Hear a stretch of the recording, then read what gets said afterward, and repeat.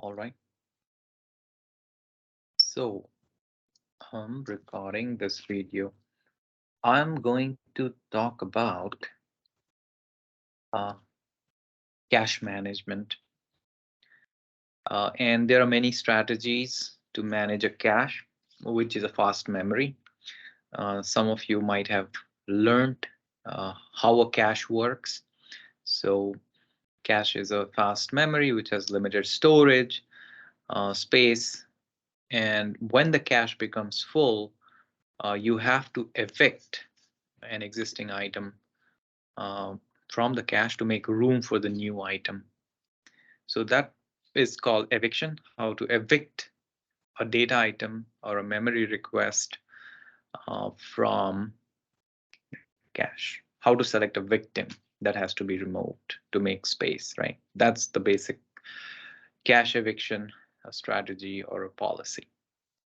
So there's least recently used policy. So any item that has been least recently used, that should be evicted. That's one of the popular policy. And there is another policy called furthest in future. So furthest in future policy is the topic of discussion. So that's what I'll cover in this video. Okay. So the eviction has to happen based on the notion of if I have to remove an item from my cache, then the item that I choose for removal is going to be that item that I'm not going to use in the near future. And to be precise, the item that I'm going to use um, furthest in future among the items that I have in the cache, you know, that would be the element to be removed. And that's on a high level. I'll give you a demonstration. There will be some examples, and I'll start from the basics. What is caching? Why do people use it? How does it work? And then we will go to furthest in future, and I'll show you a design, how to design uh, a cache manager that is based on this strategy, furthest in future. So we'll see interface definition, class definition, and the basic steps that there are. But I'm not going to do a pseudocode, okay? I'll only do high level steps. So that the thing that I cover is not pseudocode, okay? So for your practice or for your assignment, you have to go deeper than what I present. It should be like a code. And that's why I say pseudocode, okay?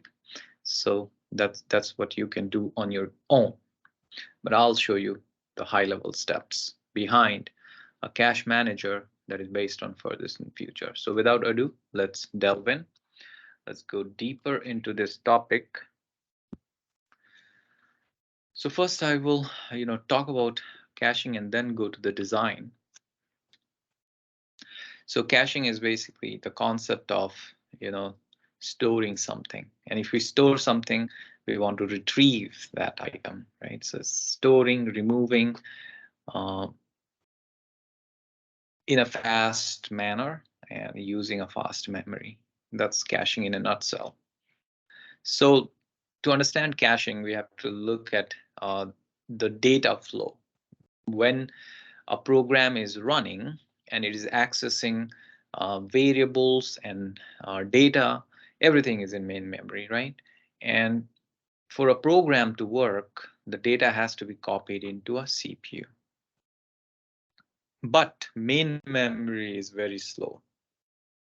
So if I have to put a number, it may take 100 nanoseconds to read a variable from main memory. So this, when the CPU does it directly, uh, then it takes 100 nanosecond. So that's too much of a lag, right? Latency is high to refer or to read something to main memory. The same thing happens while writing also. So that's why the concept of cache is this is a fast memory that sits in between the CPU and the main memory, and the accesses would be very fast. So let's say in the order of 2 nanosecond. Okay, so there is an order of magnitude difference, right? 2 versus 100, 2 order of magnitude difference. So cache is very small. Okay, it's a tiny bit of a memory, small memory. So in kilobytes, in our computers, these cache memory are implemented in hardware, and it's few kilobytes, the fastest cache. But the main memory, as we know, it is like 32 gigabytes, 64 gigabytes. I mean, on a high-end machine, you can have a lot of main memory.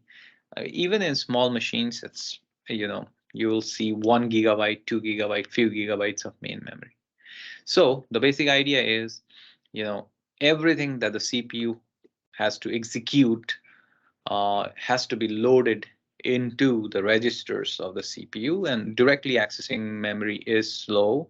So the data first gets copied to the cache, and the assumption is that the data would be accessed more than once.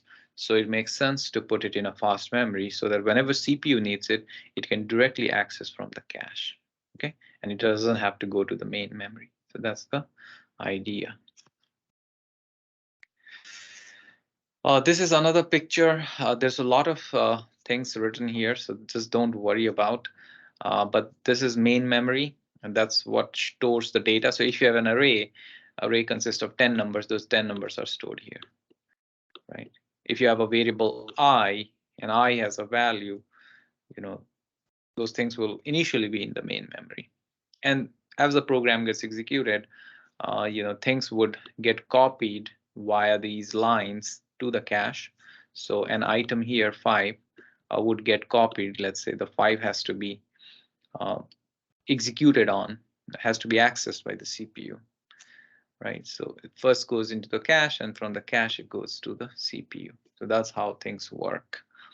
And data gets copied to the cache, and from the cache the CPU would retrieve it from the cache. So as you can see, the main memory is pretty big, but cache is smaller. So eventually, when everything is populated, let's say everything in the cache gets filled up, then how to manage this cache, right? Because there are more data items here, and these data items has to be worked on by the CPU, but the cache is already full. So what should we do? So the basic idea is that if the whole space is filled up, then you have to remove some of the existing items from the cache to make room for the new items to go here. Okay, so some of the items have to be removed, and that's where the strategy comes, like which item to be evicted. That's what people study in caching. So least recently used or furthest-in-future are some strategies to handle this case, like which item to evict. Okay.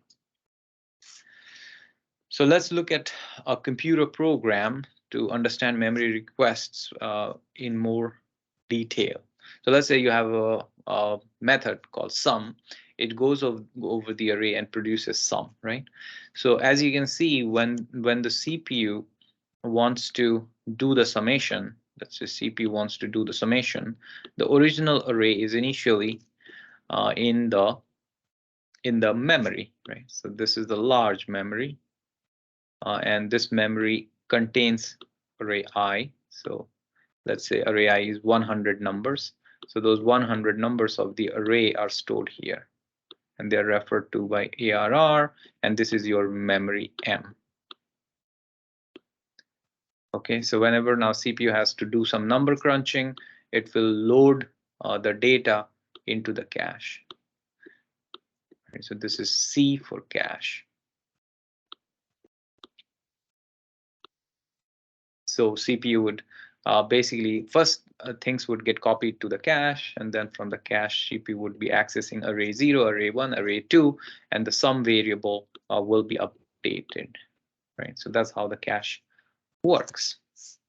So these data items can be referred by memory requests because the CPU has to have access to these elements of the array. So the CPU will issue these memory requests for array 0, array 1, array 2, and so on. Okay, so that's the concept of memory requests. So generally it is by addresses in the memory. All right, so let's look at this example. If you have a bunch of numbers in the memory and the CPU has to access these numbers, then how does it work? So I'll do it in this sequence. So 5. So 5 would go in, it could go in any slot, but I just put it in the first, the cache is empty. Then 6 came, I put 6 here, and then 7. Then I'm reading them sequentially and putting them in cache. Right now the cache is full. It had only slots for 4 items, so it's full, and 9 is not there in the cache, and the cache is full. So some item has to go, right? So how do we decide which item goes? So in the strategy that we are looking at, which is farthest in future, what we would do is, given these items 5, 6, 7, 8, which item is going to be used immediately versus which of these items are going to be used farthest in future. So that means I'm not going to use them immediately, maybe pretty late. So the item which is farthest in future, let's suppose 8. I mean, I don't have many numbers here to make a realistic example. The realistic example will come later, but let's say 8 is the one that is going to be accessed in the end, right? So I would remove 8 to make room for 9, and I'll put 9 there. So removing 8 is called eviction, and I updated the cache with a new item 9. Okay, so that's how caching works with this strategy, farthest in future. All right, there are 2 terminologies for with caches. So the first is hit. So if the CPU is looking for something, some memory, and it's already there in the cache, then it's called a cache hit. Okay, that means the cache, which is a fast memory, already has the item that you're looking for. It has it. You found it in the cache, so that's a hit. If the item that you're not that you're looking for, the CPU is looking for, is not in the cache, then it's a miss. For example, you are looking for X, and X is not in this cache. I see 2 empty slots, and this one has, let's say, Y. So X is definitely not there, so that's a miss. So what happens when there is a miss? When there is a miss, then the CPU would issue a memory request to the main memory, and the thing would be read from the main memory. So X would be there in the main memory, and it will be loaded into the cache if there is an empty slot in the cache, or if the cache is full, then you evict some of the older items here, and then make room, and then insert X. Right. So that's the concept of hit and miss. All right. So now I'll do a demo. So demo of furthest in future. So let's say the size of the cache, S size, is 3. So the cache is pretty small, and you can assume that these are the data items or the variables that you're referring to. So how would you'll deal with this cache given this sequence of memory requests? So how do you put them in the cache? If the cache becomes full, which item do you remove based on the strategy furthest in future? So we'll do a demonstration. So let's say we are here, D. So the cache is empty, so you could put it anywhere. Then you go to B, you put it here. Then you go to D, and D is already in the cache. So this is called a hit. The others were not in the cache, so these were misses. Miss. Okay. B here again, B is in the cache, so that's a hit. And again, D is already in the cache, so that's a hit. A is not in the cache, so this is a miss. So you put A, there's an empty space here, empty slot, so you put E there.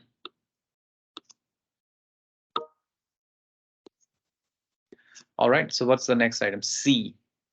So you basically check if the cache has C. So it does not have a C.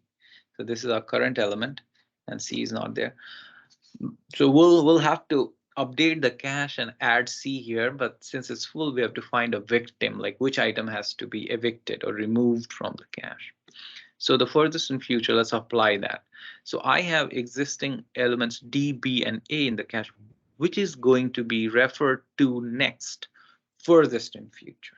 Okay, so how about D? So I'm going to use D immediately, right? So in the next instance, I am going to use D. So I should not remove D because I'm going to use it immediately. How about B? B is the second in line. So I should not remove B also because I'm going to refer to B pretty soon. How about A? A is the third item. So based on the contents of my cache, DBA, A would be the victim. A would be the victim because it is an existing item which is being referred to furthest in future. D and B are also getting referred to, but they are nearest in future. On the other hand, A is going to be referred to later, but furthest in future with respect to time. So A has to go. So A would be evicted, and then you would put a C in its place. All right, so far so good. Okay, then next let's go to D. So D is already there in the cache, so D is a hit. C was a miss. D is a hit. B is a hit. B is already there in the cache. A is now a miss, right? So it was a victim earlier, but A is a miss because our cache does not have A. So which item should be removed out of these existing items, D, B, C? So we'll see. Well, D is not even getting referred to in the future. So it would be safe to remove D and insert C. How about B? B is getting referred to, and C is actually the next one to be referred to, right? So this is the first to be referred to when I'm at A, and B is the second one to be removed. So D is not even getting accessed, or my sequence is so small, I have explored all the elements of my sequence, and D is the one that is furthest in future or not even there. So D would be removed, and you'll make room for C. Oh, where I was at A, right? So I insert A. So I updated my cache with A. And then the next is C. So C is a hit, and B is a hit. Okay, so by this time, I have shown you the eviction policy furthest in future. So now I will go to the design part. So how do you design this, right? How do you write a cache manager?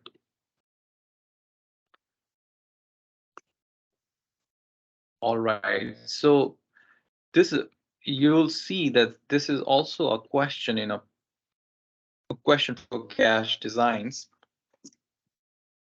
Yeah, this question you'll find in Corman, the algorithms book, and this is also called a greedy algorithm. And it's called a greedy algorithm because uh, this algorithm has to select an item to be replaced or evicted. And it makes that decision greedily by looking at the sequence of requests that are next given a point of time in the sequence. As the algorithm is running, given at a certain point, it will look at the future requests and decide which one to replace. So it's greedy in its selection strategy, eviction, from the cache. All right, so what I'm going to discuss is basically a question in Introduction to Algorithms written by Corman. All right, so let's look at the design. So how does the design look like? Okay, good. So, any cache should support two methods. The first method is update the cache, and the second method is evict from cache. So any cache manager that you write in software should have these two, interface methods. So you basically declare design class interface definition like this. Okay. Now, when it comes to implementation, there's a lot of room for you to implement. So you need a memory for storing the items, right? So the storage in memory could be done using arrays. You could use linked list, you could use binary trees, or you could use hash maps, hashing based data structure, right? So there's a lot of variety in how you implement it, right? So design and implementations are different. If you choose an array-based design, then a fixed size array could be the storage where you put the memory requests. All right, so I'm now going to show you, given a sequence of memory requests like the one that we just saw, how would you design a greedy cache manager? So this is the design for greedy cache manager, which implements cache manager that I just showed you. So it has to implement those two methods, update cache and evict from cache. So evict from cache, update cache, right? It has to implement these two methods. So here's the implementation. So let's say the size of the cache is 16, and you could choose any size to implement the cache. And this is the character array. And I made this character array because my sequence looks like a character, an array of characters. But in general, you could have integer array, or you could have address array, like reference array of certain type. Okay, so in the constructor, I allocate memory for the cache of this size, 16. And then in the evict from cache method, I have to have the logic of removing an item. And what is that item? That has to be determined by exploring the memory sequence, right? You have to explore the memory sequence to decide which item has to be removed from the cache. And then evict from cache returns so index to the empty slot. That means, once you have evicted an item, there is a space for a new item to come. So where is that empty slot? You have to return the index. So this is the index to this array cache. Update from cache takes an argument. An argument is memory request. So something like, D, B, D, B. These are all the individual characters representing memory request. And the purpose of this method is to add the memory request into the cache, right? So the cache array that I have, you have to add it somewhere. It's not clear where. That's where your pseudocode and your algorithm will come into the picture. But the requirement is that you have to add this memory request. If you have space, fine. If you don't have space, then use evict from cache, and that would return you an index and add that memory request to that index in the array. Okay, so that's the basic design. And the driver code, which is shown in main, would have an input memory sequence array here. This is the same sequence that I showed you in the PowerPoint presentation, and you have to basically use those methods that you have update cache that I just showed you, this method. This for loop goes through all of these memory sequences one by one. So that's what the loop does. Sequence is this one, and memory request in the beginning of the loop, it would be D. In the next iteration, memory request will become B. In the third iteration, it will become D, and so on. So it is just iterating through the different characters of this array. And for each of them, you're updating your cache, right? What does update means? Basically, you're adding a new item to the cache. That's the update, right? So this is the basic design. So this is a class-based design for a greedy cache manager, and the greedy thing comes from eviction. So the way you're evicting, that algorithm is a greedy algorithm. So that's why I call this implementation of greedy cache manager, which implements cache manager. So it has to have those two basic methods implemented. If you go into more detail, I have the next sequence of the next class diagram. not a diagram, but a class listing, which shows requirements, how to implement those requirements, right? The basic steps to implement eviction and update. All right, so let's first look at update, because that's where that's what the starting point is, because my driver is calling update. That's the way I've designed, and there are other designs possible. This is how I'm thinking about this problem. So update cache, basically this is argument for this method is memory request, and you have to add this memory request to the cache. So the first thing you'll do is check if the argument memory request is in the cache or not. So that's what you'll do. So there are two cases. There's a cache hit or there's a cache miss. If there is a cache hit, then you have to check if the argument memory request is in the cache. If it is, do nothing and return. Cache miss, that's the second case. If the argument memRequest is not in the cache, the cache has some space left, insert it in an empty slot, right?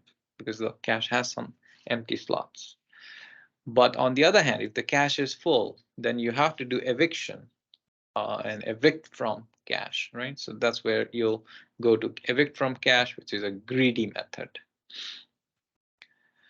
And when evict from cache returns, it will give you an index. So put the new memory request item in the empty slot. All right, so that's what the update does. Update internally calls evict method. So how do you implement evict method? The main steps here are, if the cache is full, you have to find a victim. Victim is an index or whichever existing memory request, that character that you have to evict. And that's based on Furthest-in-Future strategy, which I just showed you in the PowerPoint presentation, right? So given given a location, given a location in the memory sequence, and you can add some parameter here. For example, where are you in the memory request array, right? That information is necessary because you have to scan the future to determine a victim, right? So you can add some parameter here saying that you are at index 3 or index 7 of this cache. So then you go in the future and find which one should be the victim, right? All right, so if the cache is full, then you have to find a victim based on the strategy. You have to remove the victim from the cache and this array to make room for the new item. And you basically return the index of the empty slot in the cache so that the update method could add it into the empty slot. So that's how you would, implement it. And let me tell you again that these are very high level steps. These are not pseudocode. So what you could do for practice and for an assignment, you have to expand on these steps so that your algorithm looks like pseudocode or code. So from that, you should be able to find out the time complexity. Because time complexity, how fast will the algorithm run, is there, right? What is the running time of your algorithm? So you can express that using big O notation. So what is the running time of your update algorithm, right? So that's what you will say. How fast is your update algorithm? And what's the input parameter? Input parameter is the size of the cache, size. And the other parameter is the sequence list, like how big is the sequence list, right? So cache size K and N are the parameters that determine the runtime of your cache manager algorithm, update cache. All right, so I basically discussed the design based on two methods. So you can invoke your classes, given an input, you go through those inputs and using the cache manager, call your update cache method, which internally calls it evict from cache method. So that's the design. So You have to do a pseudocode based on this design and find out what's the time complexity. How fast can you do update? All right, so that's the part of what is the running time of your algorithm. So I'll stop here for the Furthest-in-Future cache management.